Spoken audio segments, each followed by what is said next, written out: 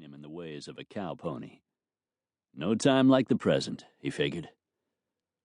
Brody was about to get down out of the saddle and lead the horse into the water, which lapped gently at the stony shore that used to be a swimming beach, back when the River's Bend campground was a going concern, when Moonshine suddenly decided he was willing to get wet after all.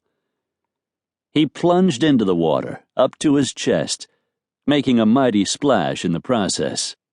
Brody, gripping the barrel of that horse hard between his knees just to stay in the saddle, laughed out loud before giving a whoop of pure delight.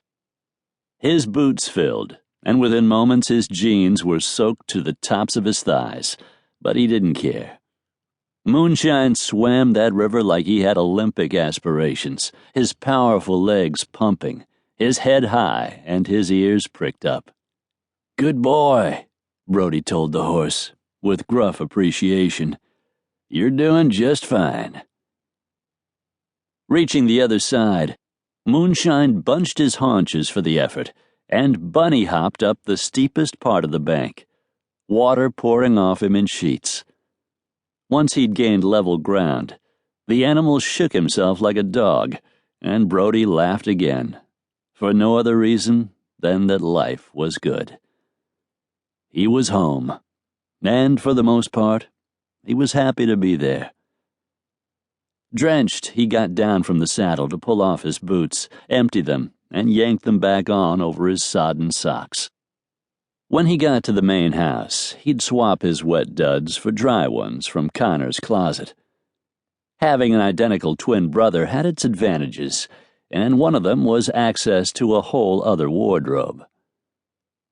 There'd been a time when Connor would have groused about Brody's tendency to borrow his stuff, but last New Year's Eve, Brody's little brother, born a couple of minutes after he was, had taken a wife. Connor was happy with Tricia, and these days it took more than a missing shirt or pair of jeans to get under his hide. They were on a perpetual honeymoon, Connor and Tricia, and now, with a baby due in 3 months, they glowed, the both of them, as if they were lit from within.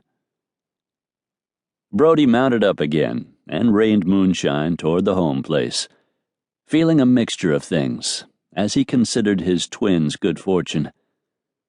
Sure, he was glad things were working out so well for Connor, but he was a little envious, too. Not that he'd have admitted it to anybody. Tricia was beautiful, smart, and funny, and she'd taken to ranch life with surprising ease for a city girl. Essentially a greenhorn, she'd gone horseback riding almost every day since the wedding, when the weather allowed anyway, until her pregnancy was confirmed. Then Connor had put a stop to the pursuit. No more trail rides until after the baby's arrival. Period. End of discussion. Brody grinned, recalling how adamant his brother had been. For the most part, the marriage appeared to be an equal partnership, but this time, Connor had laid down the law, and Tricia, normally the independent type, had capitulated. That was just common sense to Brody's mind, though a lot of country women continued to ride when they were expecting a baby, herding cattle, rounding up strays, checking fence lines. Connor's strong opposition was a no-brainer. Rachel Creed, Connor and Brody's mother, had continued to enter barrel racing events, long after she learned that she was carrying twins. There hadn't been a specific incident, but soon after giving birth to Brody and Connor, Rachel's health had begun to go downhill. She'd died when her infant sons were less than a month old.